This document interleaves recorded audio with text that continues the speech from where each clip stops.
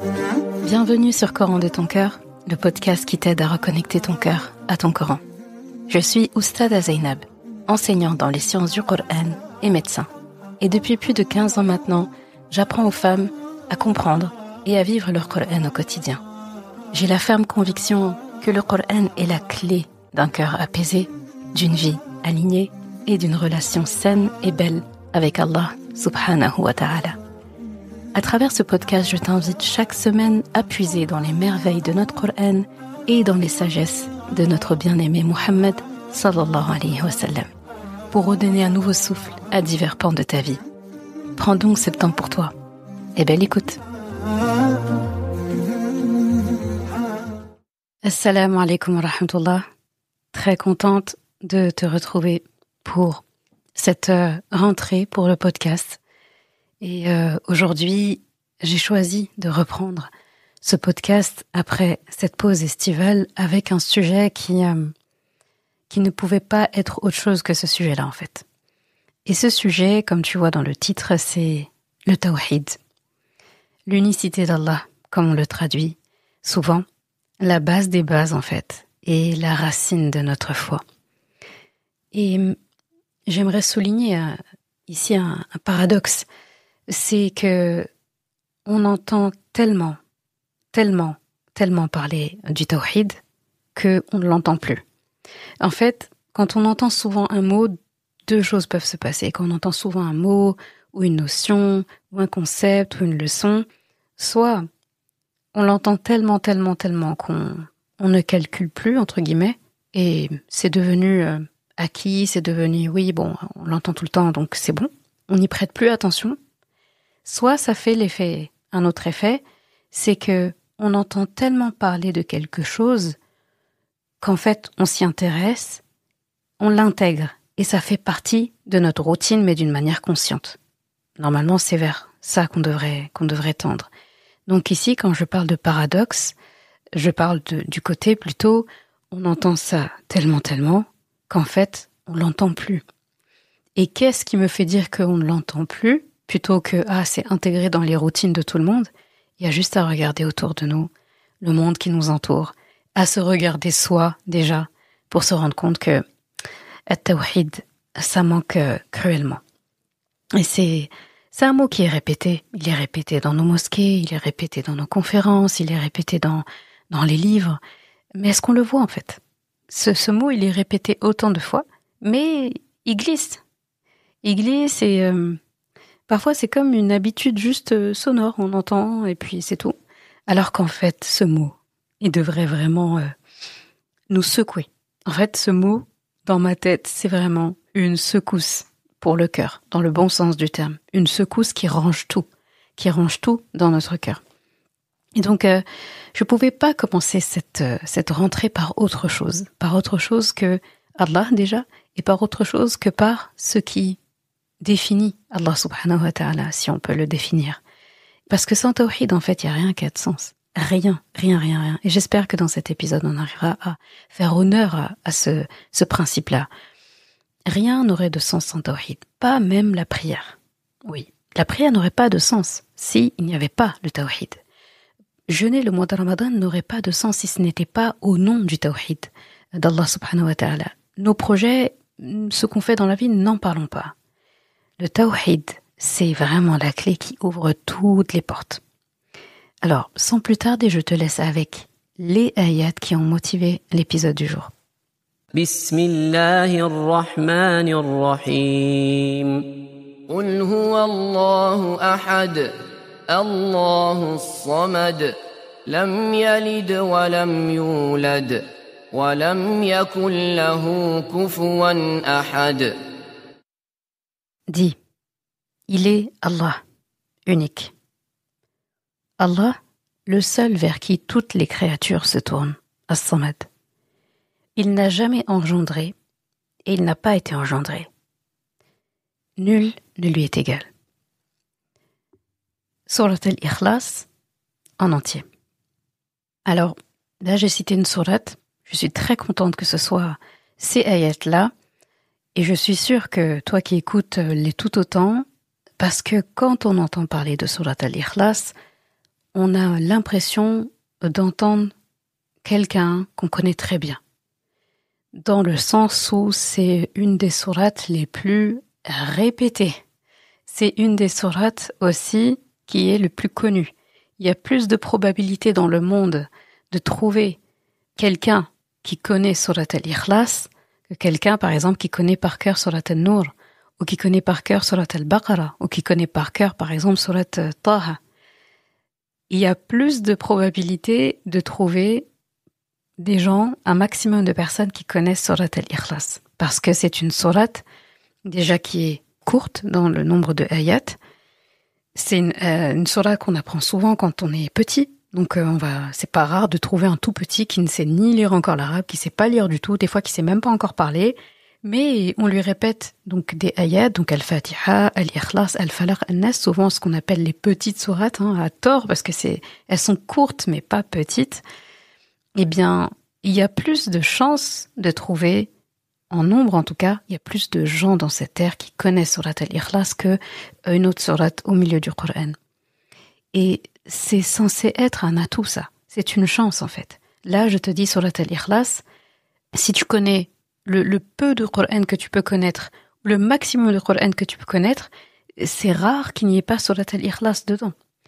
Pour cause aussi, ça fait partie des sourates protectrices. C'est des sourates qu'on récite dans les adhkar, donc les invocations classiques que le prophète sallallahu alayhi wa sallam faisait et nous a enseigné du matin et du soir. Et d'ailleurs, au passage, j'espère que tu les fais bien. Si c'est pas encore le cas, là, cette rentrée, il faut pas oublier d'intégrer ça dans la routine. Et on demande à Allah subhanahu wa ta'ala que ça ne quitte jamais la routine, que ce soit à jamais, Inch'Allah ya Rab. Et donc, les adhkar du matin, les adhkar du soir. Le prophète sallallahu alayhi wa sallam, ça faisait partie des sourates qu'il récitait avant de s'endormir. Il avait une façon particulière de faire. Donc, il récitait Al-Fatiha, Ayat al-Kursi, Al-Ikhlas, Al-Falaq, An-Nas. Et quand c'est le soir, il y a aussi Surat al-Mulk qui est recommandée, Surat al-Waqi'a qui est recommandée, les 2 dernières ayats de Surat al-Baqarah qui sont recommandées. Donc, il y en a plein d'autres. Mais celle qui faisait partie vraiment c'était l'arsenal, en fait, le soir, genre, condition sine qua non avant de dormir, il y avait l'Ikhlas dedans. D'accord ? Il la récitait en tendant les mains, celle-là, plus les autres que j'ai citées. Ensuite, il soufflait un petit peu dans sa main et en fait, il touchait tout son corps avec ça. Et après, il s'endormait. Donc, Surat al-Ikhlas, c'est un joyau. D'accord ? On va prendre le temps de parler un peu de cette sourate parce que tu vas voir qu'on peut pas parler de Tawhid sans parler de Surat al-Ikhlas. C'est un peu compliqué, en fait, de faire autrement. Et donc, al-Ikhlas, Surat al-Ikhlas, a une position particulière. Pareil, dans les sunnas du prophète sallallahu alayhi wa sallam, dans ses habitudes, dans sa sunna, après chaque prière, il restait et donc il faisait des dhikrs en particulier, des adhkar, en particulier. Donc, on sait qu'il récitait 33 fois Alhamdulillah, 33 fois Allahu Akbar, 33 fois Subhanallah. Et il récitait aussi des sourates, Al-Fatiha, Ayat al-Kursi, Al-Ikhlas, Al-Falaq, An-Nas, après chaque prière. Et ça aussi, c'est quelque chose qu'il faut intégrer là, si on le faisait pas déjà. Et il faut l'enseigner aussi à nos enfants. C'est pas la peine c'est aussi simple que de leur montrer l'exemple, en fait, en le faisant. On finit la prière, si on a prié en groupe à la maison, on reste assis, en fait. On reste assis et voilà. Et si l'enfant s'apprête à se lever, juste lui faire signe, viens, on fait ensemble. Et après, lui expliquer. Si c'est pas quelque chose qu'on avait déjà expliqué, on lui explique. C'est que le prophète sallallahu alayhi wa sallam, après la prière, il se retournait comme ça quand il avait fini de diriger et il récitait ceci ou cela. Donc, ça doit être une habitude, vraiment une habitude. Et la prière ne doit pas être accélérée, ne doit pas être bâclée. Et la rencontre avec Allah doit être tellement, finalement, attendue, tellement chérie, on attendait tellement ça, que est-ce que quand on finit de parler avec quelqu'un de la plus haute importance, quelqu'un qu'on apprécie beaucoup, qu'on aime de tout notre cœur et on attendait le rendez-vous avec cette personne, souvent, le moment de se quitter, c'est difficile. On gratte tout ce qu'on peut gratter encore comme minute, comme temps pour profiter de la présence de cette personne. Eh bien, avec Allah subhanahu wa ta'ala, pourquoi est-ce qu'en fait on fait salam alaykum wa rahmatullah, salam alaykum wa rahmatullah, on se lève? Il y en a plein qui font ça. C'est pas logique de dire j'aime Allah et se dépêcher de se lever. Même quand on est pressé juste après. En fait, j'aimerais qu'on atteigne un niveau de ihsan qui fait que, parce que là, au moment où je parle, je pense à la personne qui peut me dire, dire à quelqu'un, oui, mais si on est pressé, voilà, sauf les jours où on est pressé, sauf les moments où on est pressé. Aujourd'hui, c'est plus sauf les moments où on est pressé, c'est tout le temps. On est tout le temps pressé. Et en fait, il faut casser le truc. Et pas se dire, au lieu de se dire, oui, quand je suis pressé, faut se dire, c'est justement quand je suis pressé que je vais m'asseoir pour réciter. Pourquoi ? Parce que quand je suis pressé, ça veut dire que j'ai une tâche à accomplir juste après. On est pressé pour faire quelque chose, on n'est pas pressé pour aller s'ennuyer en fait. On est pressé pour quelque chose. Donc cette chose pour laquelle je suis pressé, j'aimerais que quand je vais l'accomplir et la baraka dedans, ça se passe bien. Ça peut être une réunion, ça peut être aller chercher quelqu'un à la gare, ça peut être. Donc aussi pressé que je puisse être, je prends le temps de faire ces adhkar. Ça prend 5 minutes. Encore 5 minutes de faire tout ce que je viens de dire. Les adhkar, les 33 fois là, 33, ça fait 99. Al-Fatiha, Al-Ikhlas, Al-Falaq, Al-Nas, Ayatul Kursi, ça prend pas 5 minutes. Ça ne prend pas 5 minutes. Est-ce qu'on ne peut pas accorder 5 minutes même quand on est pressé ? Quitte à le faire même en courant pour aller à notre rendez-vous. On aura déjà fini de le réciter avant de rejoindre la voiture en fait. Par exemple, on aura fini de le réciter avant de terminer de mettre nos chaussures. On aura fini de le réciter avant finalement de rencontrer la personne qu'on devait rencontrer. Il n'y a pas d'excuse pour prolonger cette baraka qu'on a entre nous et Allah subhanahu wa ta'ala, et toutes ces choses sur terre n'ont aucun sens. Demain, enfin, on vient de t'annoncer, par exemple, je sais pas, le décès d'un être cher, et juste après, t'étais pressé parce que t'avais une réunion très importante au travail, une promotion, quelque chose. On t'annonce cette nouvelle. La chose pour laquelle t'étais pressé perd toute sa valeur. Pourquoi ? Parce qu'il y a quelque chose de plus important. Est-ce qu'on peut me dire qu'est-ce qu'il y a de plus important que ce qu'on peut obtenir d'Allah subhanahu wa ta'ala, le temps qu'on passe avec lui, ce qu'on converse avec Allah subhanahu wa ta'ala après la prière ou pendant la prière ? Il n'y en a pas. Alors, il faut jouer la carte de l'intelligence. L'être humain, il aime les opportunités, il aime gagner, il n'aime pas perdre, il aime avoir, il aime être riche. Eh bien, pourquoi se défaire et pourquoi s'empresser de quitter l'assemblée dans laquelle, en fait, on est face à celui qui peut tout nous donner et qui est au courant de ce qu'on va faire juste après. Ça, c'était un aparté utile. Donc, je reprends là où j'étais parce que je m'étais un peu éloignée. Tout ça, c'était pour dire que Surat al-Ikhlas est omniprésent dans la journée d'un musulman, du réveil au coucher. C'est la sourate, parmi toutes les sourates que j'ai citées aussi, pas qu'elle, donc Al-Fatiha, au même titre que Al-Fatiha, Al-Nas, Al-Falaq, elle est récitée tout le temps. Donc il faut se concentrer. Si c'est autant de fois mentionné dans la journée, c'est qu'en fait, il y a une utilité et que il faudrait peut-être mettre une loupe et se pencher sur le pourquoi et le comment inclus dans cette sourate. Donc vraiment très fort. Donc cette sourate, parmi ces circonstances de révélation, donc c'est une sourate qui est mécoise, bien sûr, ça fait partie des jeunes sourates, donc les sourates les révélées vraiment parmi les premières. Et donc, ici, les Quraysh, temps du prophète sallallahu alayhi wa sallam, donc sont venus demander au prophète sallallahu alayhi wa sallam de décrire son Seigneur. Et là, Allah subhanahu wa ta'ala, en réponse, il a révélé cette sourate comme réponse définitive à cette question. C'est-à-dire que cette sourate répond à cette question. Et genre, il n'y a rien à ajouter à cette question. À qui est Allah ? Il n'y a rien à ajouter de plus que Surat al-Ikhlas. Tout le Coran, bien sûr, parle d'Allah. Mais le passage du Coran qui décrit Allah le mieux, c'est Surat al-Ikhlas. Et dans un hadith, le prophète sallallahu alayhi wa sallam explique que elle équivaut à 1/3 du Coran dans sa signification. C'est un hadith que tu vas trouver plusieurs fois répété, d'ailleurs, dans plusieurs recueils de hadiths. Et là, il y a une image forte, en fait, qui nous est donnée, c'est que Allah subhanahu wa ta'ala nous a confié ce trésor sous une forme minuscule, comme une graine. Surat al-Ikhlas, combien d'ayats ?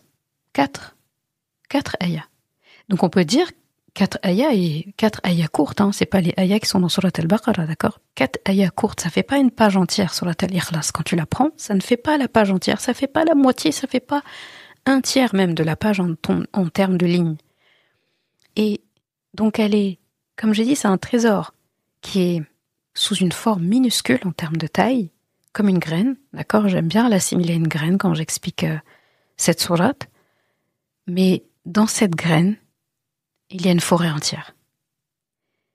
Et pourquoi je parle de ça? Parce que aujourd'hui, si on te donne une forêt, d'accord? Si la forêt brûle, si tu n'as pas autre chose, tu n'as pas de graines, tu n'as rien, tu n'as pas d'eau, tu n'as plus de terre, etc. et tout, tu perds tout. Alors qu'une graine, quand tu l'as encore, tu peux tout faire.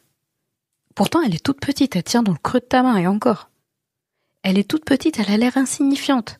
Elle est facile à transporter, facile à voir, facile à poser, Elle est là, en fait. Et pourtant, elle paraît petite. Mais aussi petite soit-elle, elle a du potentiel. Aujourd'hui, une graine a plus de potentiel qu'un arbre.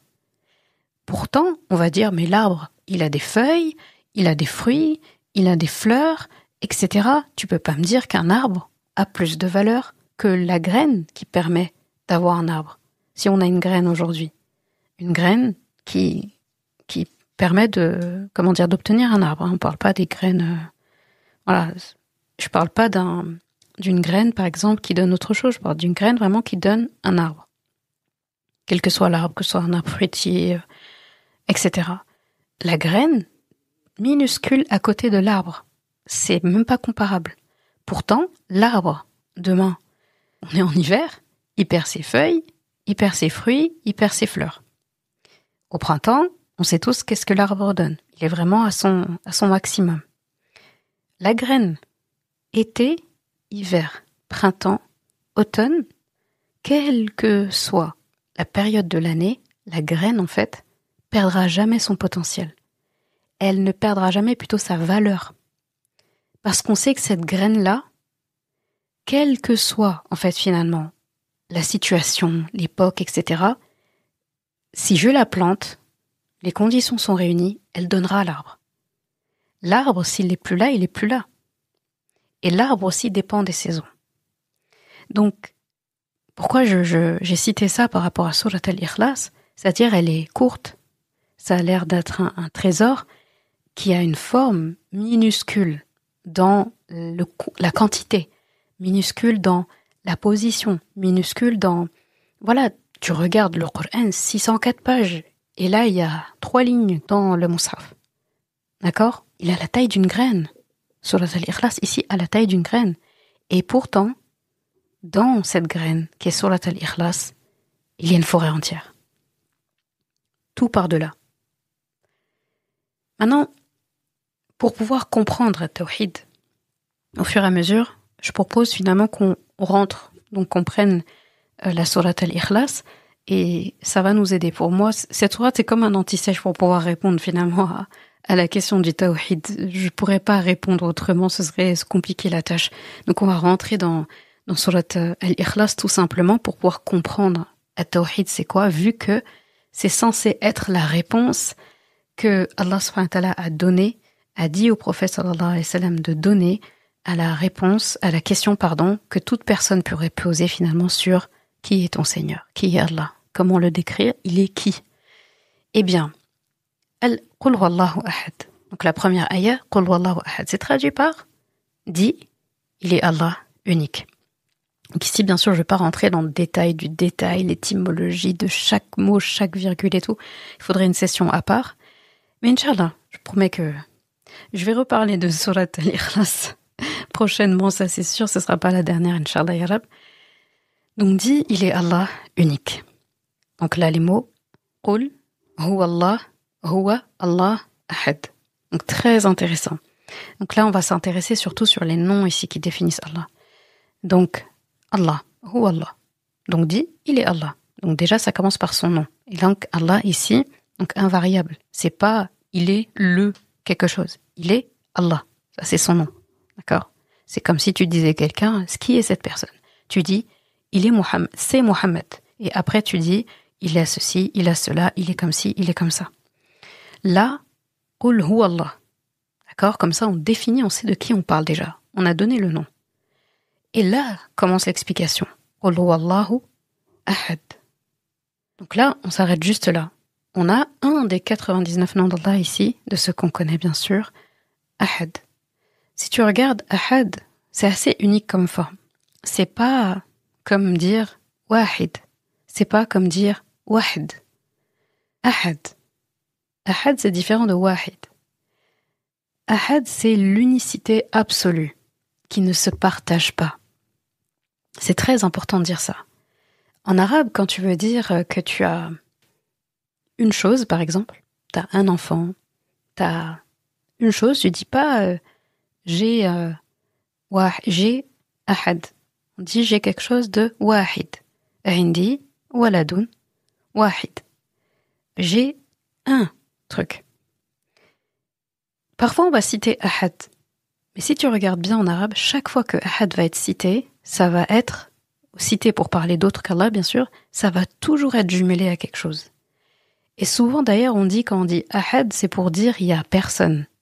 Dans une phrase, quand on dit laysa fihi ahad, c'est-à-dire il y a personne. Donc ici, personne ne veut pas dire unique, c'est-à-dire il y a rien.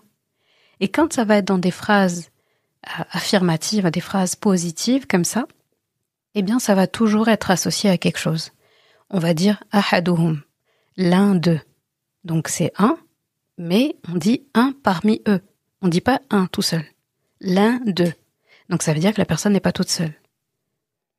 Donc ahaduhum. Si par exemple tu dis ahadur rijal, donc un parmi ces hommes, c'est pareil. Il y a toujours quelqu'un qui est associé. Donc si tu t'amuses à regarder chaque fois que le mot ahad est cité, bien sûr quand on ne parle pas d'Allah, je dis là, c'est toujours subordonné à quelque chose. Il y a besoin d'un autre élément pour comprendre la phrase, sinon ça n'a aucun sens. Que ce soit à la forme négative ou à la forme positive. Quel que soit l'alpha, c'est toujours comme ça. Pour Allah subhanahu wa ta'ala, c'est le seul où tu vas voir le mot ahad mentionné et tout seul. Il n'y a pas besoin de dire ahadun quelque chose d'autre. Ahad. Ahad, tout seul. Donc là, on comprend que ahad, c'est l'unicité absolue. C'est-à-dire que même dans le mot un, il est unique. Parce qu'il y a plusieurs façons de dire un en arabe.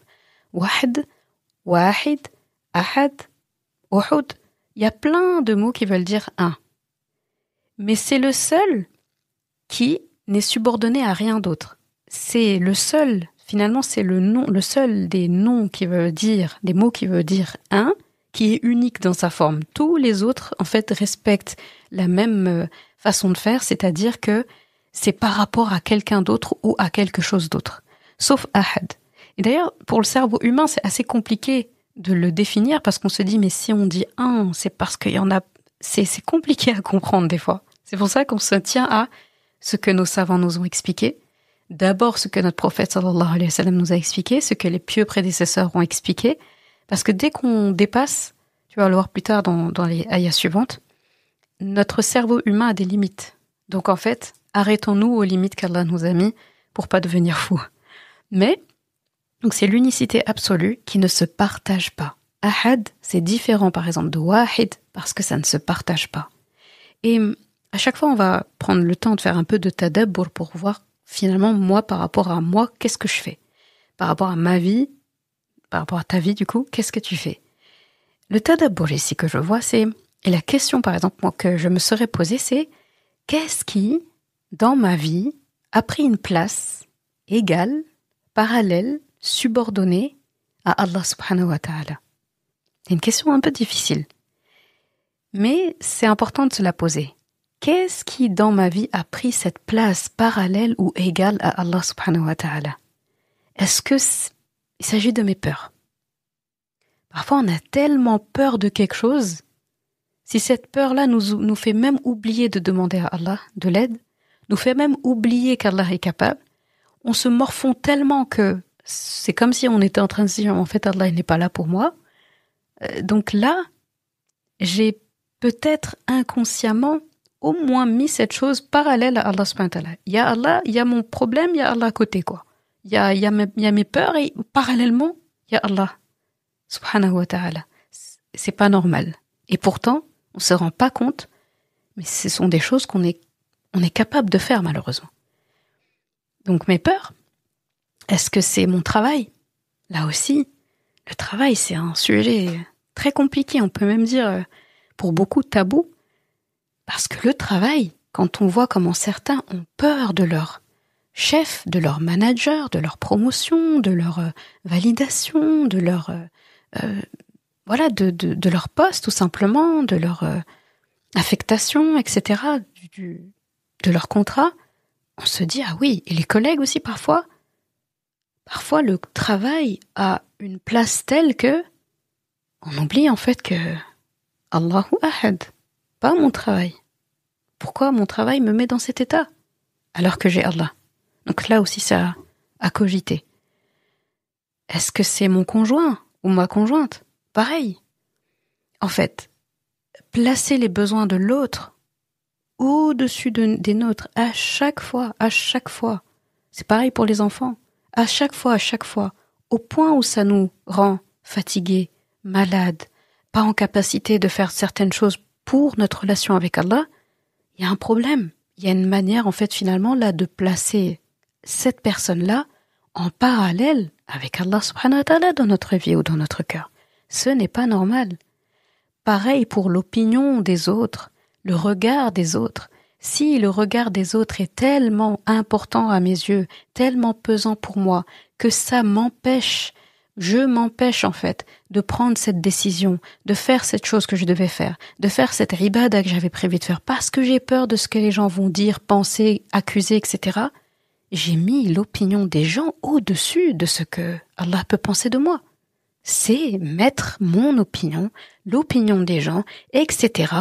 en parallèle à Allah subhanahu wa ta'ala. Tout ça, quand on entend ça, on se dit wow, c'est que des phrases graves là, c'est que des faits graves. Et pourtant, combien sommes-nous à soit être tombés dedans à un moment donné, soit être en plein dedans, soit si on fait pas attention, tomber dedans dans l'avenir. Pourquoi? Parce que toutes les infos, aujourd'hui c'est de l'infobésité, là, tout ce qu'il y a autour. Infobésité, j'ai vu ce mot il y a pas très longtemps, je l'ai trouvé très juste. Il y a tellement d'informations autour de nous, on est en obésité d'informations, si je puis me permettre, et en fait on sait plus où donner de la tête. Et on commence à s'émerveiller de choses que des gens, un philosophe ici a dit, un coach par là a dit, quelqu'un qui est juste un speaker ou une speakeuse a dit, et en fait on n'est plus impressionné par ce qu'Allah a dit. Donc c'est pour ça que je disais tout à l'heure à Tawhid, on le répète tellement qu'en fait c'est devenu invisible. Surat al-Ikhlas, je suis sûre que beaucoup de personnes la lisent tous les jours, mais combien finalement se sont dit un jour, aujourd'hui je vais méditer Surat al-Ikhlas, même si je la connais par cœur, même si je la récite tout le temps, même si j'ai lu plein de tafsirs dessus, aujourd'hui je vais m'asseoir et je vais me refaire cette sourate en fait. Je suis contente qu'on le fasse aujourd'hui d'ailleurs pour le coup. Mais il faut le faire. Une sourate qui est censée décrire Allah subhanahu wa ta'ala dans son unicité, mais normalement, entre guillemets, on se la fait tout le temps.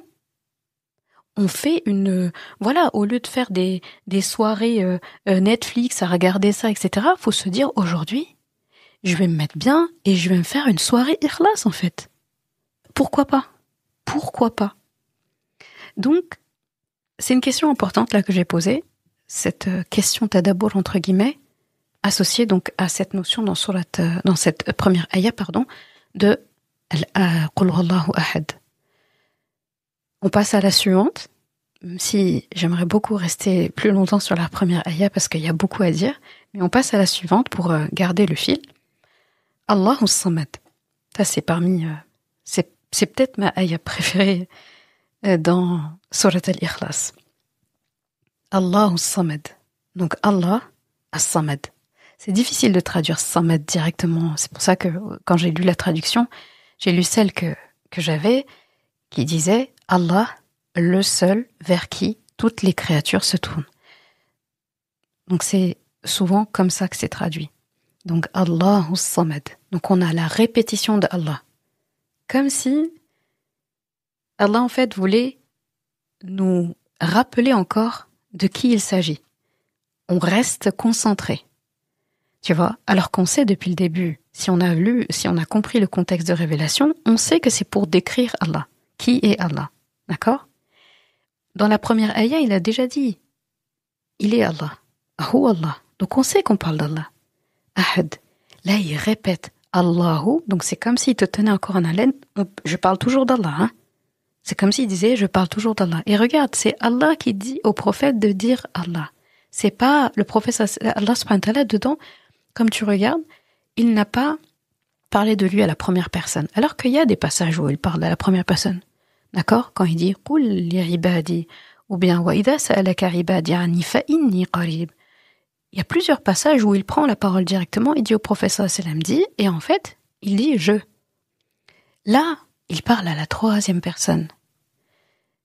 La troisième personne.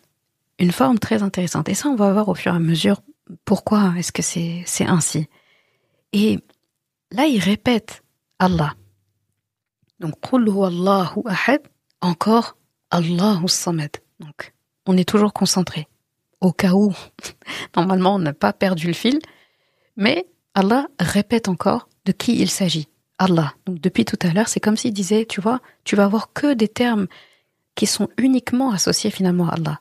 Et pour que tu te rappelles encore qu'il n'y a qu'Allah qui peut avoir ces caractéristiques, il répète encore Allah. Allahu samad.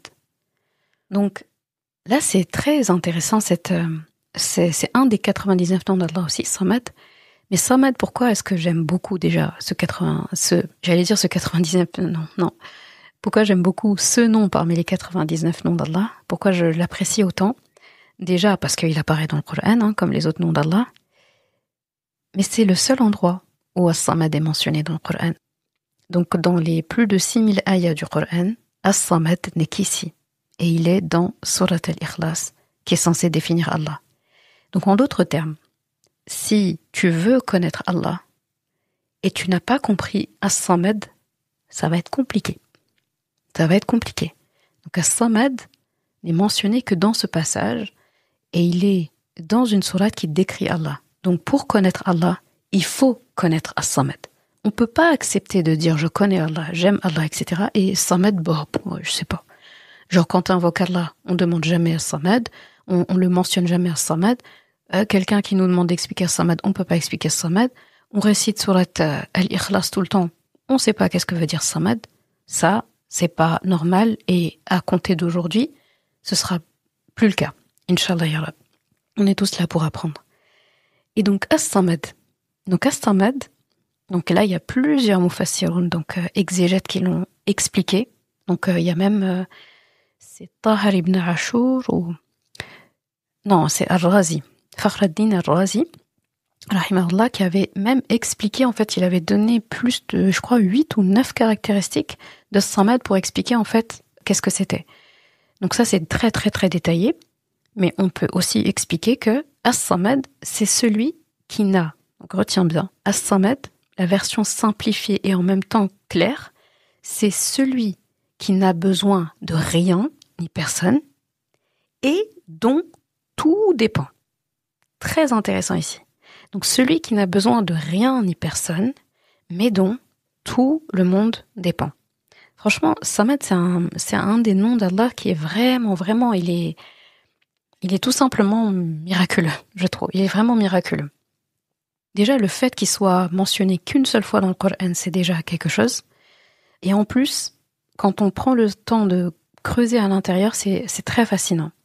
Et donc, Ibn Kathir, radiyallahu anhu, disait que, dans son tafsir, il disait que As-Samad, c'est celui qui est complet dans sa souveraineté, complet dans sa noblesse, complet dans sa grandeur, complet dans sa science, complet dans sa sagesse. Donc lui aussi, il avait bien détaillé. Donc ils sont plusieurs vraiment à avoir bien détaillé, ça vaut le coup de prendre le temps de se pencher dessus. Et la définition selon les savants, comme je disais, donc les exégètes, ils ont listé plusieurs sens qui sont complémentaires, j'en ai cité tout à l'heure.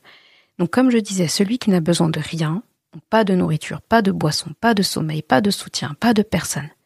Et celui dont tout dépend, les anges, les djinns, les humains, la faune, la flore, toutes les créatures, tous les éléments, toutes les entités ont besoin de lui et dépendent de lui. Il y a des exégètes qui rajoutent que As-Samad, c'est aussi le refuge ultime, dans le sens, celui vers qui on se tourne dans chaque besoin. C'est-à-dire, ça a l'air d'être simple comme ça, mais en gros, c'est la personne vers qui tout le monde, on se tourne vers lui quand on a besoin, et c'est celui où en fait, dans la tête de n'importe qui de sensé, en fait, il n'a pas besoin qu'on lui dise qu'il faut se tourner vers Allah, entre guillemets. C'est inclus dans son logiciel, normalement, qu'il faut se tourner vers Allah. C'est une des raisons pour lesquelles, des fois, même des gens qui sont pas croyants, etc. et tout, ils vont dire « Bon Dieu, merci. Merci, grâce au bon Dieu. » Même quelqu'un qui n'est pas très croyant, il va dire merci à une entité. Il va dire merci à l'univers, merci à quelque chose, merci à ceci ou cela. Mais ce qui est important de retenir ici, c'est qu'il a dit merci à quelque chose d'extérieur à lui. Il a dit merci à quelque chose de plus haut que lui. Il a dit merci à quelque chose qui ne peut pas palper, toucher. Il a dit merci à quelque chose ou quelqu'un qu'il estime être plus fort, plus grand que lui. Nous, on sait que c'est Allah. D'autres ne diront pas que c'est Allah. Mais dans leur âme, ils savent que c'est Allah. Ils veulent l'admettre ou ils veulent pas l'admettre. Ils savent que c'est Allah. Et donc, très intéressant ici, cette notion de refuge ultime. C'est-à-dire, donc, comme je disais, celui vers qui on se tourne dans chaque besoin. D'accord ? Donc, pour tout besoin, il y a forcément quelqu'un qui est parti vers Allah subhanahu wa ta'ala. Et les gens savent que c'est vers lui qu'il faut se tourner. Il n'y a pas besoin de mettre un panneau, c'est ici, il faut trouver. On sait où le trouver. On sait qu'on doit aller vers lui. Et ensuite, une des autres caractéristiques qui sont données par les savants, c'est que c'est le maître absolu. Donc celui qui décide sans être influencé. Très important. Et sans avoir de supérieur. Parce qu'on peut décider de quelque chose, mais on a d'abord demandé à quelqu'un de plus haut que nous. On va demander l'avis d'eux, ou bien on le fait, on donne une décision, et après on va faire un rapport et rapporter à notre supérieur ce qu'on a décidé, les décisions qu'on a prises la journée. Ou bien, quand je dis celui qui décide sans être influencé, on peut prendre une décision, donner un jugement, etc. et tout, être le chef quelque part, mais on est quand même influencé. Un chef d'entreprise, c'est lui qui décide à la fin. Mais il peut être influencé. Il peut être influencé par un de ses managers, par un de ses employés, par son concurrent, peut-être même par son épouse avec qui il a discuté le matin. Il est influencé par la société, par le président, par ceci, cela. On est influencé. En tant qu'humain, c'est impossible de dire que nos décisions n'ont été influencées par rien ni personne. Impossible. On est forcément influencé par quelque chose, par son expérience, son passé, ses relations, ses décisions, sa santé. Il y a quelque chose. Allah subhanahu wa ta'ala, il est lavé de tout ça. Il n'a pas tout ça. Influencé par rien ni personne, et il n'a pas de supérieur à qui il va rendre compte après avoir pris sa décision sans influence. Donc il n'y a pas d'influence avant la décision, il n'y a pas d'influence ni de conséquences après la décision. C'est ça, en fait, As-Samad. Donc très intéressant. Et donc, dans ma vie, parce que c'est ça qui est important, dans ma vie, dans ta vie, faut te dire dans ma vie, Samad, ça veut dire quoi? Donc ça veut dire que quand tu as un besoin vital, vers qui tu te tournes d'abord? Vers les gens? Vers les solutions matérielles? Vers les réseaux sociaux? Aujourd'hui, je suis toujours étonnée de voir quelqu'un, il a un problème, et il va d'abord demander à son audience qu'est-ce qu'il en pense, et il n'a pas demandé à Allah d'abord. Il ou elle. C'est pas normal. Où est-ce qu'on se tourne vers As-Samad? Combien de fois, finalement, nos cœurs sont partis chercher refuge dans autre chose, dans autre qu'Allah subhanahu wa ta'ala. Un mari, une épouse, un parent, un emploi, une somme d'argent qu'on espère, le docteur. Alors qu'en réalité, tout ça, c'est que des causes en fait. Et As-Samad, c'est celui qui te dit, ne t'attache pas aux causes, ne t'attache pas aux gens, ne t'attache pas au matériel, attache-toi à moi. C'est ça qui est logique, c'est de t'attacher à moi. Vu que je suis As-Samad, je n'ai besoin de rien, mais tout dépend de moi. C'est très fort c'est vraiment très fort en fait. Parce que quand tu vas demander quelque chose à quelqu'un, donc tu as un besoin, tu vas voir cette personne. On est d'accord que tu trouveras personne sur Terre qui te donnera la certitude, soit lui il a la certitude, soit toi tu as la certitude, que cette personne-là, vers qui tu te tournes pour un besoin, lui n'a besoin de rien ni personne. À part Allah, bien sûr, je parle pas d'Allah, je parle d'une personne, un être humain par exemple. Ça n'existe pas un être humain qui peut jurer et être vrai dans ça, que il n'a besoin de rien ni personne. Ça n'existe pas. Ça n'existe pas. Et d'un autre côté aussi, c'est impossible de trouver un être humain dont toute l'humanité dépend. Toute l'humanité a besoin de cette personne et toute l'humanité dépend de cette personne. C'est impossible. Donc tu vois que deux caractéristiques principales qui composent As-Samad ne sont pas du tout réunissables chez un être humain. Impossible de combiner ces caractéristiques dans un être humain. Ni l'un, ni l'autre. Donc déjà, ça montre qu'en fait, il y a les gens, il y a toute la terre, les gens, la faune, la flore, les djinns, les ins, tu mets tout le monde dans un côté, et il y a Allah, avec personne. Et là, maintenant, regardons Allah as-Samad, vu qu'aucun être humain, comme je dis, ne peut dire j'ai besoin de personne, et en même temps, tout le monde dépend de moi pour ses besoins. Il n'y a pas d'être humain qui peut te dire ça. Par contre, Allah, il te dit que lui, il l'est. Lui, il a ces capacités-là. Lui, il est as-Samad. Et là, mets-toi face à as-Samad. Est-ce que ce n'est pas rassurant? Est-ce que ce n'est pas apaisant? Est-ce que ce n'est pas la forme même de sakina absolue? De pouvoir te dire que je peux me tourner vers quelqu'un qui n'a besoin de rien ni personne. Pourquoi est-ce que cette forme-là me tranquillise? Cette caractéristique d'Allah me tranquillise. Pourquoi? Parce que je sais qu'il ne sera pas distrait. Comme il n'a besoin de rien ni personne, il ne va pas être distrait par autre chose. Il n'a pas d'intérêt. Il n'y a pas de conflit d'intérêt. Il n'y a pas de risque de corruption. Il va pas faire pour autre chose que pour mon bien. Donc déjà, cette partie-là, elle me rassure. Ensuite, donc, tu te tournes vers Allah, qui aussi, toujours As-Samad, tout dépend de lui. Tout dépend de lui. Là, tout le monde dépend de lui pour ses besoins. Là aussi, il y a une forme rassurante. Dans quel sens? On pourrait se dire, ah ben non, moi j'aime bien, j'aurais bien aimé que ce soit que pour moi. Mais non. En quoi c'est rassurant? Parce que si tout, et tout le monde finalement, dépend de lui, qu'est-ce que ça implique? Qu'est-ce que ça sous-entend? Ça sous-entend en fait que les gens ne dépendront pas de toi. Ça te décharge de quelque chose. Ça te décharge d'une responsabilité que tu ne peux pas tenir. Tu ne peux pas sauver la terre. Tu ne peux pas relever les gens. Tu ne peux même pas les changer. Ton propre enfant, en fait, si tu le forçais à changer un trait de sa personnalité qu'Allah a inscrit, imprimé à l'encre indélébile sur lui, tu ne pourrais pas. Tu pourrais faire ce que tu veux. Tu ne pourrais pas. Tu peux pas forcer quelqu'un. Encore moins un conjoint, une conjointe, encore moins un collègue, encore moins, etc. Impossible.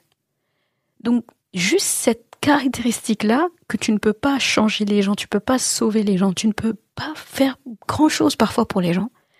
Rien que ça, le fait de savoir qu'il y a un Rabb dont finalement tout le monde dépend de lui pour ses besoins, c'est une manière de te dire, ça me permet d'être focus sur ce que je dois faire.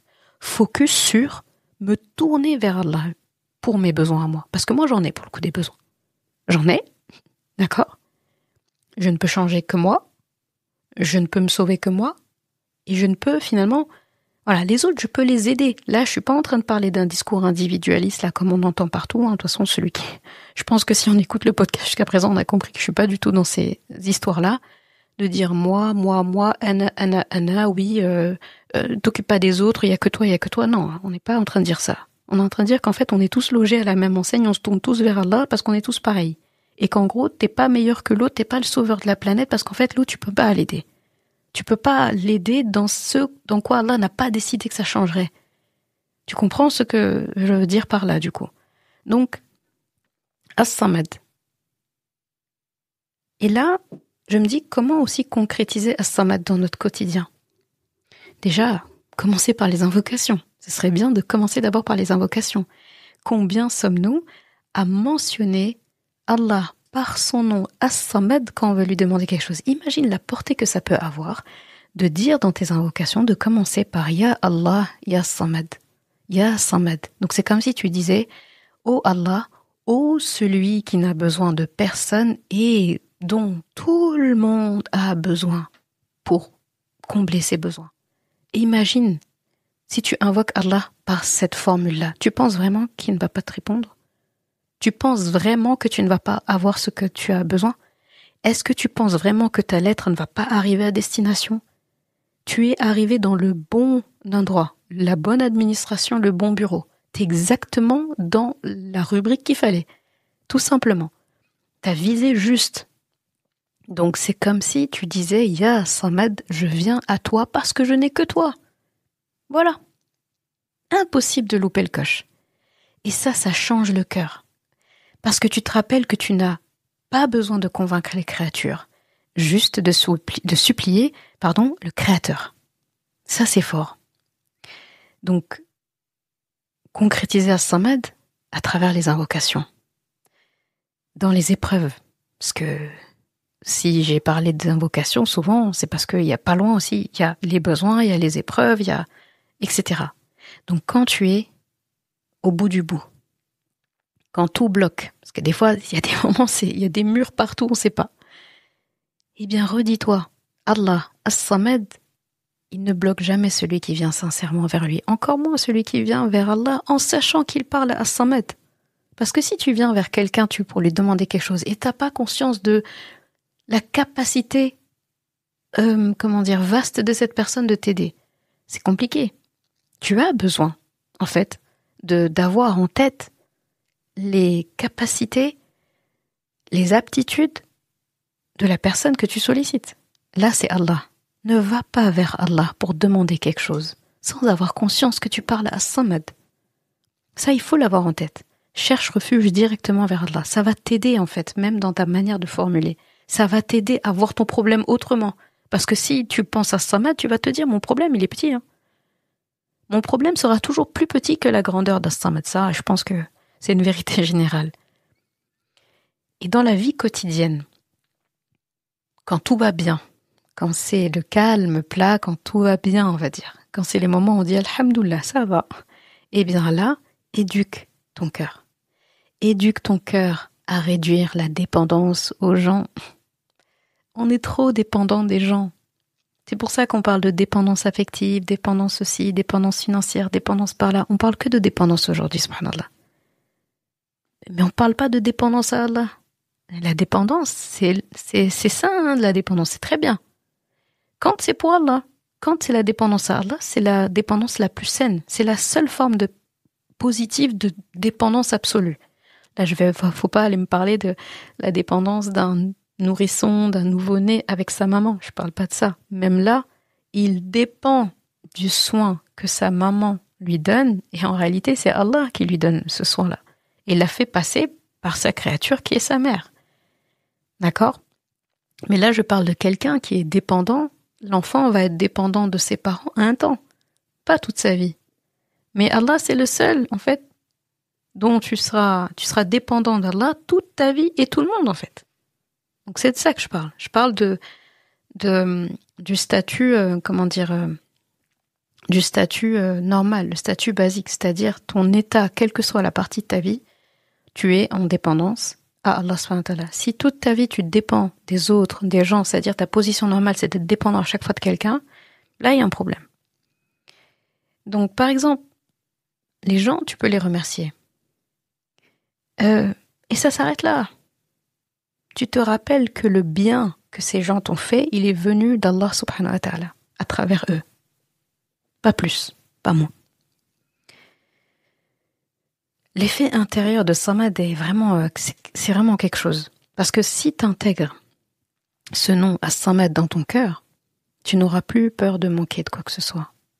Tu seras moins dépendant de l'amour des gens, de la validation des gens, du regard des gens. Et ça fait du bien. Vraiment, ça libère, faut essayer. Et tu te sentiras en fait en indépendance, finalement. C'est une forme d'indépendance pour une dépendance spirituelle à Allah subhanahu wa ta'ala. Une liberté. Donc tu te rends compte que la seule liberté finalement que tu as, c'est quand tu es dépendant d'Allah. Mais dès que tu es dépendant des gens, tu es prisonnier. Il n'y a pas de liberté. Et quand tu essayes d'être indépendant d'Allah, déjà, non seulement ça ne marche pas, et là aussi tu deviens prisonnier des gens. Donc, c'est compliqué. La liberté, Allah nous la donne quand on est dépendant de lui. Il n'y a jamais de forme de liberté plus belle, plus vraie, plus vraiment vraie, quoi, que quand on est dépendant d'Allah subhanahu wa ta'ala. Parce qu'en fait, ton cœur, il se repose sur celui qui ne faillit jamais. Sur celui qui, voilà, quelqu'un dont tout le monde dépend. Et lui, il a besoin de personne. On voit que c'est quelqu'un qui est toujours là. Il est toujours présent, toujours debout, toujours accessible, toujours à l'affût, concentré. Il est toujours là dans son rôle. C'est ça, As-Samad. Donc As-Samad, comme je disais tout à l'heure, celui qui n'a besoin de rien et dont tout dépend. Donc, vraiment se poser la question. Quand la panique monte, quand on manque de moyens, est-ce qu'on court d'abord vers les gens ou d'abord vers As-Samad? Et ça, c'est une vraie question que tu dois te poser et tu dois pouvoir y répondre sincèrement. Et quelle que soit la réponse, continuer d'appliquer finalement et d'amener le terme de Samad dans notre vie. Ensuite, on a Lam Yalid wa Lam Yulad.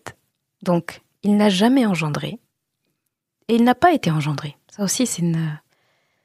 Là aussi, j'ai envie de dire, c'est ma ayah préférée dans la sourate, mais on va pas s'en sortir. Donc celle-là, elle est très intéressante. Donc, Lam Yalid wa Lam Yulad. Donc, il n'a pas enfanté, il n'a jamais été enfanté et il n'a pas enfanté.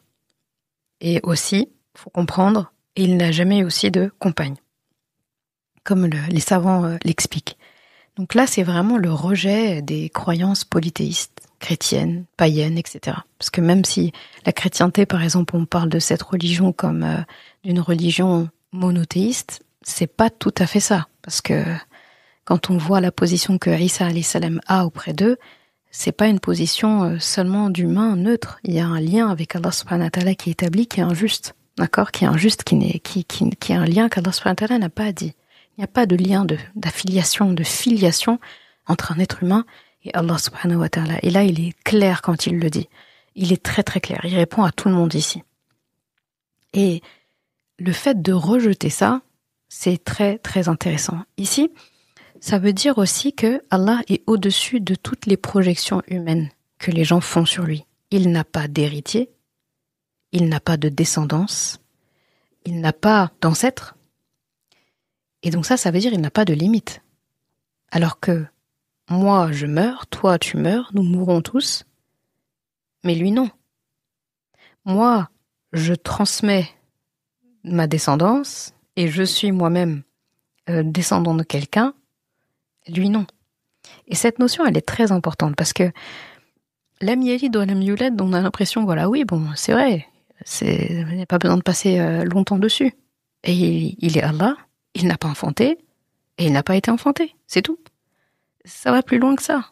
Pour comprendre la profondeur de ce constat, cette vérité qu'Allah est en train de donner, pour comprendre ça, eh bien, il faut rentrer dans ça. Il faut penser à nous qui avons des ancêtres et on aura une descendance soit de notre ligne et notre sang, ou on aura une descendance dans le sens, il va y avoir des gens qui vont continuer de naître après nous, même s'ils ne sont pas dans notre lignée directe. Il y a des gens qui vont continuer de naître et d'arriver dans la lignée de Papa Adam alayhi salam, jusqu'à le moment arrêté où Allah subhanahu wa ta'ala va décréter la fin du monde. Donc il y aura toujours des gens qui vont venir après nous, d'accord? Et il y a eu des gens avant nous. Nous, on est issus de gens avant nous. Donc, ça, quand on regarde ça, qu'est-ce que ça nous donne comme information? C'est que on a un début et on a une fin. Là, au moment où on parle, on est vivant. Qu'Allah nous prête une longue vie dans sa voie droite. Amin. Donc, on a un début, ça c'est sûr. Là, il y a juste à prendre le passeport ou la carte d'identité pour voir que il y a écrit date de naissance, lieu de naissance. Et si on regarde nos actes de naissance, il y a le nom du père et de la mère. Et dans certains pays, dans l'acte de naissance, il y a aussi le nom des grands-parents aussi, pour une personne. Et auprès d'Allah subhanahu wa ta'ala, il y a notre date de mort et le lieu de la mort. D'accord ? Et ceux de toutes les générations qui viendront après nous. Donc on a un début, et en fait on sait qu'on a une fin aussi, même si on ne sait pas quand c'est. On sait qu'il y a une fin. Le simple fait d'avoir vu les gens dans nos ascendants qui sont morts, on peut, eux, leur dire d'eux, le début c'est telle date. Tu regardes dans une pierre tombale, il y a la date du début, la date de la fin. Il n'y a pas un tableau plus représentatif que ça, on a des limites. Né en telle date, mort en telle date. Né en telle date, va mourir à un moment donné, et auprès d'Allah, telle date, tel lieu. Le fait d'avoir ces limites-là font que on n'est pas en capacité de comprendre, notre cerveau, en fait, ne peut pas comprendre l'illimité. Il ne peut pas comprendre l'illimité. Donc on est limité par le temps, on est limité aussi par l'espace. On peut pas là on est quelque part, c'est impossible qu'on soit à la fois à Marseille par exemple, à la fois à Mecca, à la fois en Australie, c'est impossible. On est à un endroit donné. On a une limite. Même dans la ville où on est dans un quartier, dans une résidence, dans une maison, dans un appartement, dans la ville. On ne peut pas être du nord au sud de la ville, d'est en ouest de la ville. Je suis quelque part. Donc même là, je suis limitée. Dans le temps, dans l'espace. Allah n'a pas ses limites. Donc, lam yalid wa lam yulad. S'il y a quelque chose que tu dois retenir de ça, il n'a jamais engendré, et il n'a pas été engendré, et il n'a pas eu de compagne, c'est qu'Allah est illimité. Il n'a pas de limite. Donc celui qui est illimité, qui a toujours été là, qui sera toujours là, ça renforce ce que on a dit avant, ça renforce As-Samad. Et si tu regardes depuis tout à l'heure, les ayats s'expliquent entre elles. Qul huwallahu ahad. Donc Allah est ahad. Et on a traduit ahad, c'est quoi ? C'est l'unique dans l'unicité même. Il est unique dans son unicité. Et comment comprendre qu'il est unique ? Parce qu'on pourrait dire, oui, unique, nous tous on est uniques. Ça aussi, c'est un truc que j'ai oublié de dire. On peut se dire, voilà, deux personnes n'ont pas la même empreinte digitale. Même génétiquement, des jumeaux, en fait, même des vrais jumeaux, homozygotes, tout, même deux jumeaux sont différents. Ils sont pas identiques au niveau de l'ADN. Donc oui, je suis unique. Quand on essaie de nous vendre, oui, t'es unique, il y a que toi qui est comme ça. Non, on n'est pas unique. On n'est pas unique. Le seul truc unique qu'on pourrait dire de nous, c'est on va pas trouver deux personnes qui vont combiner toutes les mêmes caractéristiques au même moment. Tu ne trouveras pas deux personnes qui sont nées à la même date, qui ont les mêmes parents, qui sont nées au même endroit, qui ont les mêmes yeux, le même caractère, les mêmes maladies, tout identique. C'est-à-dire deux clones. Ils ont vécu le même nombre d'années, les mêmes dates, malades en même temps, partis en même temps, tout. Ça, c'est impossible. Ça, c'est ton ombre. Ton ombre, oui. Ton ombre, elle est identique à toi. Et encore. L'ombre, tu peux pas la voir. S'il n'y a pas de soleil, il n'y aura pas d'ombre. Donc, on est unique dans ce sens-là seulement. Que, en fait, tout le monde, dans ce monde, ne peut pas avoir eu exactement le même vécu que moi. Là où je dis qu'on n'est pas unique, c'est-à-dire on prend n'importe quelle caractéristique en nous, qui nous appartient, il y a forcément quelqu'un dans le monde, que ce soit maintenant, avant, plus tard, quel que soit l'endroit du monde, il y aura toujours quelqu'un qui l'a eu. Si je suis timide, il y a quelqu'un dans le monde qui est timide. Ça me rend pas unique. Si quelqu'un a les yeux bleus, il n'est pas le seul à avoir eu les yeux bleus. Ni présentement, ni dans le passé, il y a quelqu'un qui a déjà eu les yeux bleus. Il y a quelqu'un aujourd'hui même qui a les yeux bleus. Si je dis moi que je suis sénégalaise, je suis pas la seule qui est sénégalaise. Ça fait pas de moi quelqu'un d'unique. Ce qui fait de moi quelqu'un d'unique, c'est que je suis et sénégalaise, et j'ai tel âge, et je suis née à tel endroit, et j'ai tel parent, et je vivrai tel nombre d'années. J'ai tant d'enfants, j'ai tant d'enfants vivants ou d'enfants que j'ai perdus. J'ai un conjoint ou j'ai pas de conjoint. J'ai tel travail, j'ai fait tel métier, je fais ceci, je fais cela, je suis ici, je suis cela, je suis malade à telle date, etc. Ça fait de moi quelqu'un qui est quelqu'un d'unique par rapport à quelqu'un d'autre. C'est tout. Sinon, on n'est pas unique. Allah, lui, oui. Donc, Qul huwallahu ahad. Si on s'arrête là, on pourrait se dire, oui, mais Allah, il nous a créés uniques. Ok. Allahu samad. Allah vient expliquer qu'est-ce qu'il veut dire à travers ahad. Et là, il te dit samad. Et quand tu as compris samad, comme on a dit tout à l'heure, on se dit, ah oui, c'est impossible que quelqu'un soit as-samad. Il est tellement le seul à être samad que pour nous donner la leçon et qu'on comprenne bien, il a cité une seule fois as-samad dans le Coran. Tu vois, quand Allah, le miracle à travers le Coran, c'est ça que j'aime, le miracle à travers le Coran, c'est que tout est logique. Il arrive à créer des miracles comme ça pour nous expliquer qu'il est l'unique. Il va prendre un de ses 99 noms. On a l'impression que c'est répété partout parce que ça fait partie des 99 noms d'Allah et tout le monde récite les 99 noms d'Allah. Et pourtant, dans le Coran, il est qu'ici, dans la sourate qui le décrit, dans son unicité. Voilà. Donc, As-Samad. Et là, pour comprendre encore plus As-Samad, qui nous faisait comprendre Al-Ahad, pour comprendre As-Samad, il nous explique pourquoi il est Samad. Parce qu'on pourrait se dire, mais genre, comment ça, tout le monde dépend de lui et lui, il a besoin de personne. Mais on a tous besoin de quelqu'un. Et là, tu vas comprendre. Il a besoin de personne parce qu'en fait, il est limité. Il n'a pas de papa, pas de maman, pas d'enfant, pas de compagne. Il a besoin de personne. Quand il n'a pas tout ça, il a besoin de personne. Alors que nous, on a eu besoin de nos parents. On a peut-être toujours besoin de nos parents. Nos enfants ont besoin de nous. Donc, il y a des gens qui dépendent de nous, dans un sens, pendant un temps donné. Nous, on a été dépendants de gens pendant un temps donné. Quand je travaille, si un médecin, il est dépendant de ses patients. Sinon, il n'est pas médecin. Un commerçant, il est dépendant de ses clients. Sinon, il n'est pas commerçant. Donc, on a une dépendance qu'Allah n'a pas. Il n'a pas cette dépendance parce qu'il n'a pas de lien. Il n'y a pas de filiation, il n'y a pas de lien de sang. Et l'être humain, en fait, il a la relation la plus proche qui existe, c'est une relation de sang. Et c'est pour ça que beaucoup de religions avant ont voulu associer à Allah un enfant, une conjointe, etc. C'est pour ça qu'Allah dit « Walam takul lahu sahiba » Non, il n'a pas eu d'épouse.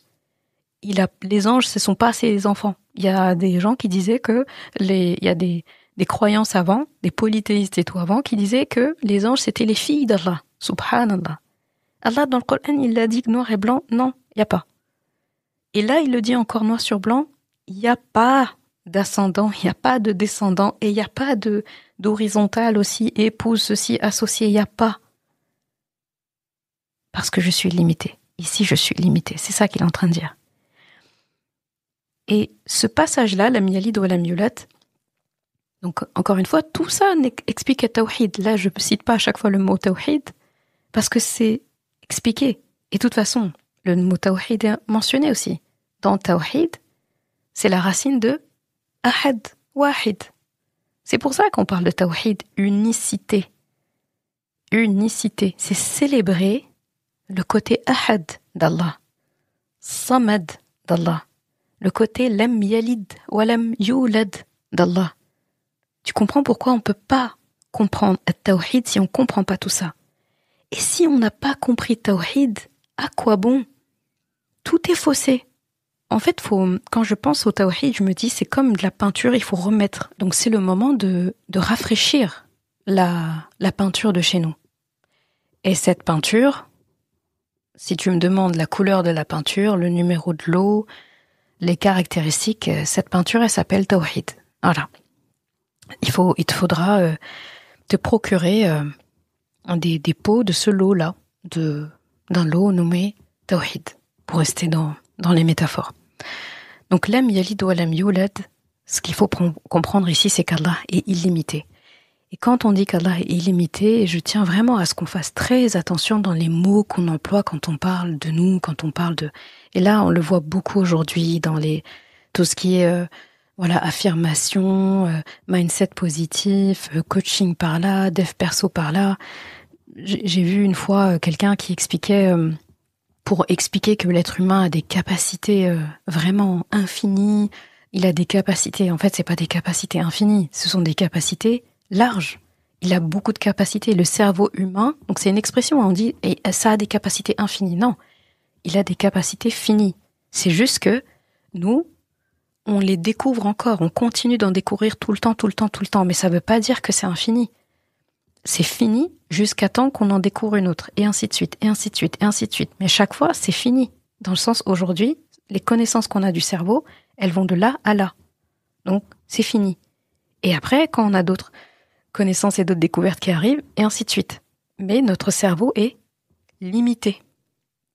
Donc attention, comme je disais, de ce qu'on voit des fois, de dire oui, tu as des capacités illimitées, tu es illimité, je suis illimité. J'ai entendu des fois des coachs dire ça sur les réseaux sociaux, je suis illimité. Ah non. On peut pas avoir le tawhid dans la vie, vouloir avoir le tawhid, vouloir croire en Allah et dire je suis illimité, tu es limité, nous avons des capacités illimitées, nous sommes vastes, je suis invincible, je suis instoppable. Non, tu es stoppable, tu meurs demain, tu te stoppes, tu es limité, d'accord, tu es né quelque part, à une date précise, donc déjà, ça va pas, et tu vas mourir, donc ça va pas. Non, tu es ce que tu dois être, tu es ce qu'Allah a décidé que tu serais. Pas plus, pas moins. Mais des fois attention aux termes qu'on emploie, d'où le fait de ne pas s'émerveiller, se laisser séduire par toutes ces nouvelles connaissances, ces nouvelles sciences qui, je pense pour beaucoup en tout cas, nous font perdre le focus, nous déconcentrent de l'essentiel. Ces choses-là doivent venir appuyer ce qu'on a déjà. En fait, ils viennent tous servir la cause du Coran normalement. Et pas nous faire dire « Waouh, trop bien, la phrase d'un tel, ah non, cette phrase, elle était puissante. » Non, la phrase n'était pas puissante. Allah est puissant. Ce qu'Allah a dit dans le Coran est puissant. Le reste, si tu t'émerveilles plus de cette parole puissante, entre guillemets, d'un philosophe ou là d'un speaker, plus que Qul huwallahu ahad, Allahu samad, lam yalid wa lam yulad, c'est qu'il faut creuser plus. C'est pas que c'est mort, c'est qu'il faut creuser plus. Ce n'est pas normal. Et j'espère que depuis tout à l'heure, tu es aussi émerveillé que moi quand j'entends parler de Al-Ikhlas, Surat Al-Ikhlas, comme toutes les sourates du Coran, mais celle-là, si on prend le temps de bien la décortiquer, on se dit, mais c'est un miracle normal. C'est un miracle vraiment qu'on nous sert de manière si accessible, subhanallah. C'est de ça qu'on doit s'émerveiller. Pas des paroles de quelqu'un qui est limité, de quelqu'un qui dépend entièrement d'Allah, de quelqu'un qui n'est pas ahad, qui n'est pas unique dans son genre. Donc attention à ça. Walam yakul lahu kufuwan ahad. Donc kufuwan ahad ou kufuwan ahad, ça dépend si on lit en Hafs ou en Warsh. Donc là, ce qui est traduit, c'est nul ne lui est égal. Donc personne n'est comme lui. Personne n'est ahad. Personne ne lui est égal comme lui. Donc là, comme tu vois, walam yakul lahu kufuwan ahad. C'est comme s'il dit walam ahad yakun kufuwan lahu. Donc là, ahad ici est mentionné pour dire personne. Donc c'est fort. Personne n'est comme lui. Personne ne lui est égal. Donc comme tu vois, ici, ahad est mentionné pour dire que pour qu'un être humain puisse être associé au mot ahad, il faut citer quelqu'un d'autre. Et là, il cite qui? Il cite lui. Pour dire, t'es pas comme moi. Tu peux pas être comme moi. Personne n'est comme moi. Personne. Walam yakul lahu kufuwan ahad. Donc, pas de comparaison possible. Et normalement, avant d'arriver à cette dernière ayah, c'est logique. C'est la suite logique. Si on dit seulement Qul huwallahu ahad, là on sait que personne n'est comme lui. Juste dans la forme de ahad. Déjà on se dit, ouh, ce mot déjà, il est particulier. Samad, aussi pareil. Là on perd tout espoir en fait de pouvoir trouver quelqu'un comme lui ou se penser comme lui. Lam yalid wa lam yulada, ça vient encore plus enterrer la possibilité que quelqu'un soit égal à lui. Et là, il dit, comme une évidence, comme pour conclure, comme pour vérifier finalement. Normalement, si tu es arrivé à ce stade de la sourate, c'est ça que tu es censé penser, n'est-ce pas? Et là, il le dit. وَلَمْ يَكُنْ لَهُ كُفُوًا أَحَدٌ. Personne n'est comme lui. Il n'a pas d'égal. J'ai l'impression que c'est une paraphrase de tout ce qui a été dit tout à l'heure. Donc aucun être humain, aucune puissance, aucune idéologie ne lui est comparable. Parce que aucune idéologie n'est ahad, n'est samad et n'est ni lam yalid ou lam yulad. Impossible. Donc là, le tadabbur qui me vient en tête, la méditation, la question qui me vient en tête, c'est quelle est la chose, s'il y en a une, que j'ai mise au même niveau qu'Allah dans mon cœur, vu que personne n'est comme lui normalement. Qu'est-ce que je crains comme je devrais craindre Allah présentement dans ma vie? Est-ce qu'il y a quelqu'un ou quelque chose que je crains comme je devrais craindre Allah? Oui ou non? Ça, c'est une question aussi qu'il faut se poser.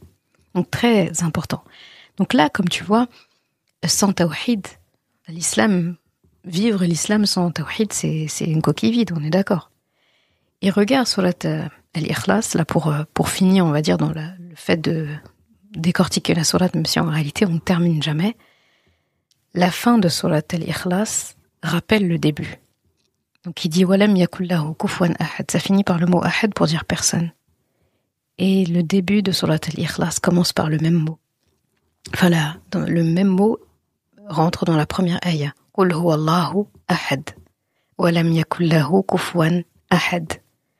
Donc la dernière ayah termine par le même mot par lequel termine la première ayah. Ahad, ahad. Et on a l'impression que c'est une boucle en fait. Personne n'est comparable à lui. Personne ne lui est égal. Personne. Pourquoi? Parce qu'il est Allah qui est lui ahad. Et après encore la suite. Pourquoi il est ahad? Il faut que tu comprennes samad. Et samad, qu'est-ce qui va expliquer samad?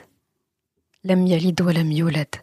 Et quelle est la conclusion de tout ça? Si il est samad, si il est ahad, et si lam yalid wa lam yulad, eh ben ce qui est logique c'est lam yakul lahu kufuwan ahad wa lam yakul lahu kufuwan ahad, et ainsi de suite. En fait, j'ai pas trouvé de sourate dans le Coran qui a cette forme-là. La sourate se boucle à elle toute seule. C'est comme si la fin de la sourate t'incitait pas forcément à lire la sourate suivante, comme on a l'habitude, parce que d'habitude, les sourates, la fin d'une sourate annonce et prépare, la conclusion de la sourate prépare la sourate suivante. Et quand tu lis le début de la sourate suivante, tu vois que ça reprend, ça explique des notions qui ont été laissées en suspens, entre guillemets, dans la sourate d'avant. Al-Ikhlas, non. Subhanallah, on dirait que cette sourate, elle veut que tu restes en boucle dessus. C'est comme si elle se suffisait à elle-même. Et là, quand on voit ça, on se dit, mais une sourate qui parle de l'unicité d'Allah, qu'il dépend de personne, que tout le monde a besoin de lui, qu'il n'a pas de limite. Et dans la structure de la sourate, elle se boucle à elle toute seule, comme pour dire, cette sourate n'a besoin d'aucune autre sourate pour expliquer qu'Allah est unique. Cette sourate n'a pas besoin d'une autre sourate pour que tu puisses comprendre en fait qui est Allah dans son unicité. Si tu veux comprendre qui est Allah dans son unicité, apprends, comprends, lis cette sourate, explique-la, remémore-la, traduis-la, fais tout ce que tu veux, mais reste là-dedans. Et si jamais tu ne l'as pas assez compris, refais-la. Et à la fin, refais-la. Et dans la journée, qu'est-ce qui se passe? Tu la récites le matin, après chaque prière, le soir. Et quand tu es malade, etc. et tout, et encore, et encore, et encore. Comme pour dire, elle doit être cyclique. Et comme ça parle du tawhid, donc l'unicité d'Allah, et que tu as besoin de ça dans toutes les étapes de ta vie, eh bien, le surat al-Ikhlas, comment elle est agencée et comment elle se boucle sur elle-même, c'est comme pour nous dire, toute ta vie n'est qu'un cycle, un cycle, un cycle, et tu dois suivre le même cycle que surat al-Ikhlas. Vraiment intéressant. C'est très fort. Donc je pourrais vraiment continuer très longtemps à parler du tawhid, de l'Ikhlas, déjà sur l'Ikhlas, on va repartir, on va dire, sur le tawhid, sur finalement comment l'implémenter plus dans notre vie. Et je reviens sur ce que je disais au début, il y a un réel danger par rapport à la banalisation du tawhid. Le tawhid, il est devenu un mot qui est technique, qui est galvaudé, et ça, c'est grave. Alors que dans la vie réelle, c'est le tawhid qui explique pourquoi certains musulmans s'effondrent quand une épreuve les touche.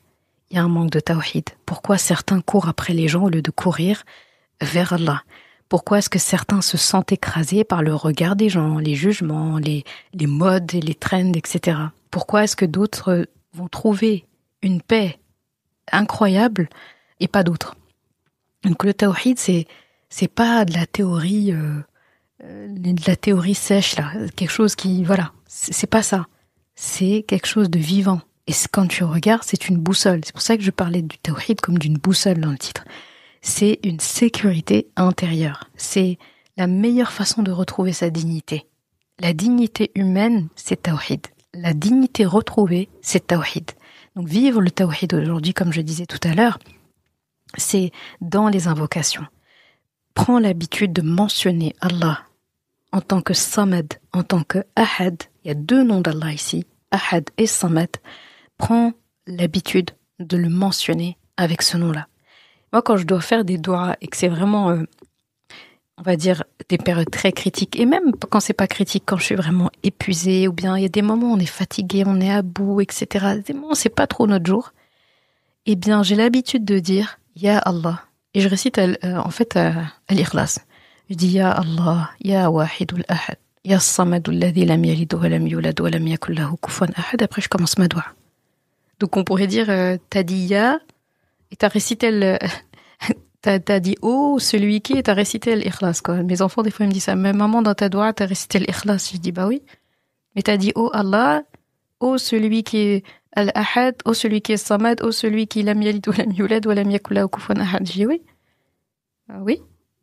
Et depuis aussi, j'utilise cette formule. Donc, faut prendre l'habitude de faire des formules complètes, quoi. Donc, Samad, il faut le mentionner. Donc, dans les épreuves, au lieu de chercher immédiatement un soutien humain, eh bien, fais d'abord 2 rak'at et appelle Allah subhanahu wa ta'ala, appelle as-Samad, par exemple.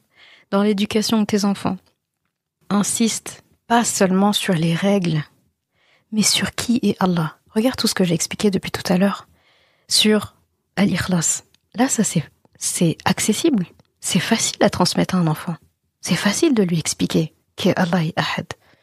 C'est facile de lui expliquer la notion de Samad. C'est facile de lui expliquer qu'il est limité. Lui, il est né à telle date, il va mourir un jour, Inch'Allah, comme nous tous. Mais Allah, il n'a pas, en fait, de filiation. Il n'y a pas quelqu'un avant lui et après lui, en fait, dans sa lignée, parce qu'il n'y a pas de lignée, en fait. Il est unique. Et lui expliquer, personne n'est comme lui. Un enfant est tout à fait en capacité de comprendre ça. Donc, comment on peut espérer enseigner à nos enfants l'islam, la prière, etc., si on leur dit pas qui est Allah? Et comment leur dire qui est Allah si on leur dit pas, on leur parle pas de tawhid? Et comment leur parler de tawhid sans leur parler de l'ikhlas, de surat al-ikhlas? Et ce qui est beau ici, et c'est ce que je disais en début d'épisode, il se trouve que surat al-ikhlas fait partie des premières sourates que nos enfants apprennent. Subhanallah.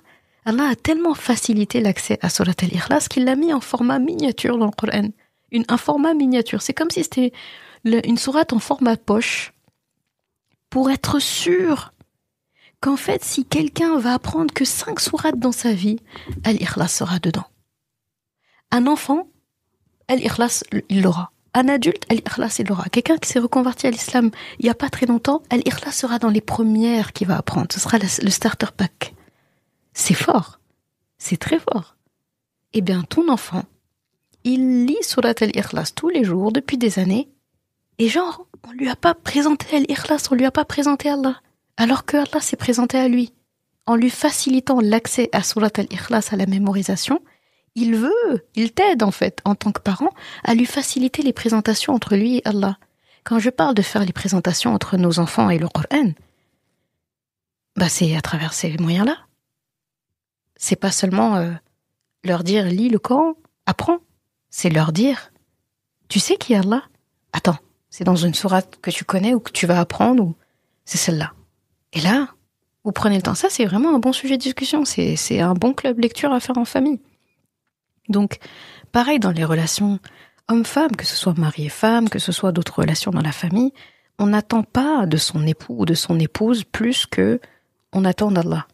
Ce sont des êtres humains à la fin. D'accord ? On n'attend pas de quelqu'un ce que seul Allah peut donner. Il n'y a qu'Allah qui peut donner la sécurité absolue, la valeur absolue, l'amour infini, inconditionnel et absolu. Aucun être humain ne peut nous donner ça. Et nous, on peut le donner aussi à aucun être humain. Alors, ne demandons pas, n'attendons pas des gens ce que seul Allah peut donner. Et ne pensons pas à donner aux gens ce que seul Allah peut donner. À la fin, nous sommes, nous, pas uniques.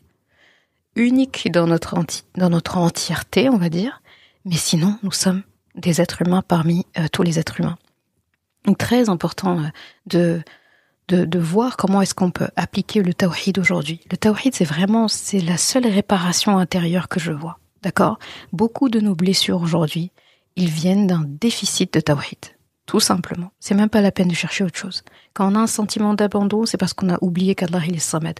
Quand on a un attachement excessif à une personne, c'est qu'on a oublié qu'Allah est Ahad. Quand on a une peur du jugement des autres, du regard des autres et tout, c'est qu'on a oublié qu'Allah est seul et au-dessus de tout. Donc là, l'invitation, c'est le tawhid. C'est pas seulement une croyance, c'est pas une petite croyance comme ça. C'est une guérison. Faut le voir comme une guérison.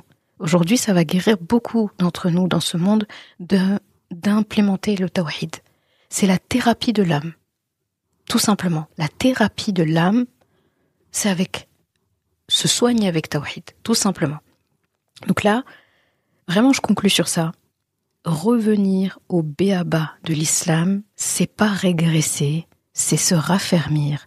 Et c'est avec le tawhid qu'on peut le faire. Chaque prière, chaque doua, chaque projet, chaque rêve, chaque accomplissement n'a de poids que si la boussole du tawhid est bien en place et utilisée. D'accord ? Donc, le jour où tu réalises profondément que le tawhid est là, que le tawhid régit normalement ta vie, eh bien, en fait, le monde entier pourrait s'écrouler devant toi. Ton cœur, lui, il va rester qa'im, il va rester debout. D'accord ? Parce qu'il a retrouvé son unique. Il a retrouvé son ahad, Allah subhanahu wa ta'ala. Parce que ton cœur, il a retrouvé son samad, celui qui est inébranlable dans le sens où il n'a besoin de personne et tout le monde a besoin de lui. Il aura retrouvé son seul et unique et véritable refuge, Allah subhanahu wa ta'ala.